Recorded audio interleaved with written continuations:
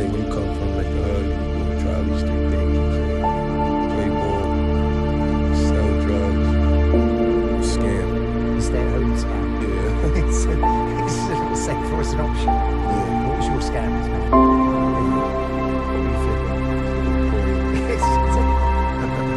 Welcome bakunzi ba Main News TV. Uyu munsi tugarutse ku baraperi noneho nimucikwe.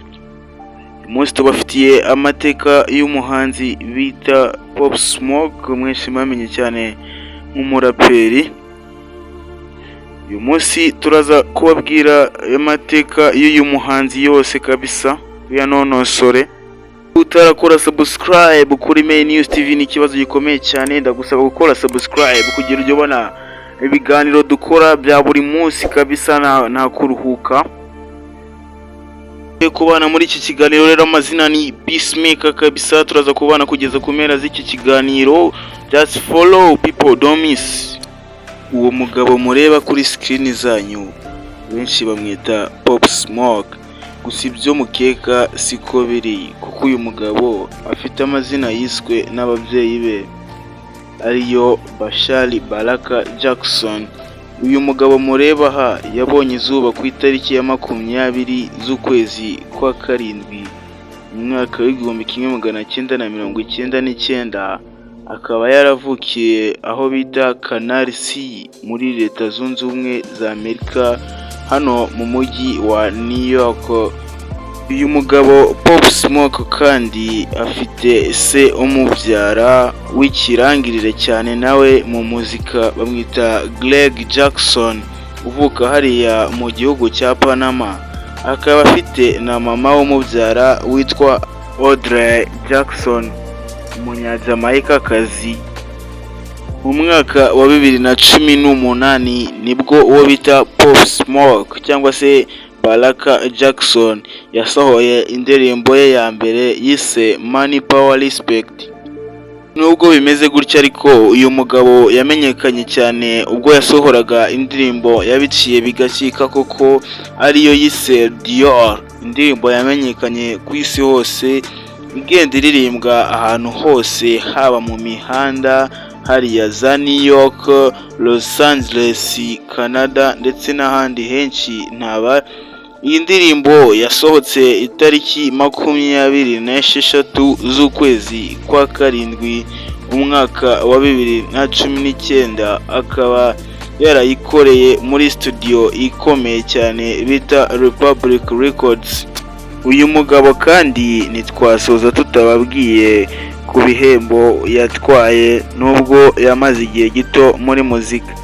Pop Smoke yegukanye ibihembo bisaga 4 bya Billboard, harimo icyitwa Top Male Artist, igihembo gihabwa umuhanzi urusha abandi mu gitsina gabo. Hakaza n'icyo bita Top Billboard 200 Artist, igihembo gihabwa abahanzi basaga 200 bitwaye neza hariya ku mugabane wa Amerika. Hakaza n'icyo bita Top Hot 100 Artist, gihabwa abahanzi bagera mu 100 bitwaye neza ku mugabane wa Amerika. Igihembo kindi yatwaye muri Billboard Awards ni igihembo bita Top Streaming Songs, gihabwa umuhanzi ufite indirimbo ikunzwe cyane kurusha izindi hariya ku mugabane wa Amerika. Nanone iki kirangirire bita Pop Smoke yatwaye igihembo cya iHeartRadio Music Awards igihe yari yitabiriye uyu muhango ku nshuro ya mbere, ahita anacyegukana. Iki 19 z'ukwezi kwa kabiri mu mwaka wa 2020 wabaye umunsi muremure ku muryango n'abakunzi b'uyu muhanzi Pop Smoke, kuko aribwo yasezeye ku isi ubwo yafatirwaga mu bujura ahitwa Hollywood Hills Mansion, bagahita banamurasa akahasiga ubuzima. Hasigaye amarira menshi cyane ku muryango wa Pop Smoke ndetse na girlfriend wiwe bita Yamielo.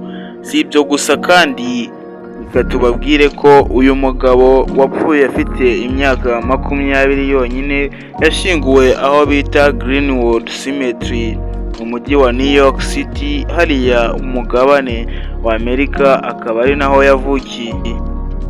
Uyu mugabo Pop Smoke ajya kuva ku isi, yasize avuze ijambo rigira riti okay I will come back, bisobanura ngo yego ndagaruka. Ibi Pop Smoke yabibwiraga uwo bari kumwe bita Latan, hanyuma ubwo yaganaga mu bwiherero bahita bamurasa.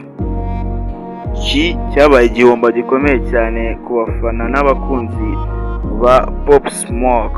N'aha dusoreje ikiganiro cyacu kuri Main News TV.